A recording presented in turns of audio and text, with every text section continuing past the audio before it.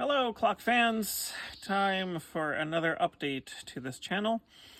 And what better way to do this than with this lovely new clock I just picked up while traveling in the UK.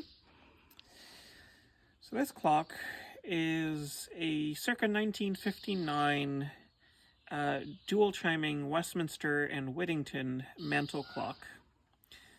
And it's made, or was made, by the Junghans clock company out of Germany. Now, you won't see this anywhere on the clock because Junghans did not put their name anywhere on there. What you will see is the logo for the Hamburg American Clock company, or HAC.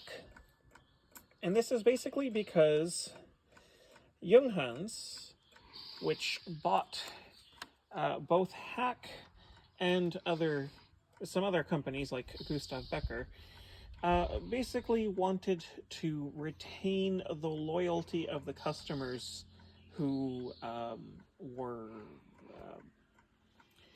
into those other companies, basically. So they put the branding of those now absorbed companies onto their clocks. So yeah, this is a Junghans clock, and this particular one is quite interesting because it has on the bottom of the case a sort of wooden resonator device and a membrane and a metal grill underneath. And what that basically does is it amplifies the sound of the clock. So this is a pretty small clock. It has some tiny chime rods, but because of this resonator, it sounds a heck of a lot bigger than it actually is. The other cool thing about the clock is that it is not a pendulum clock. It is a floating balance clock.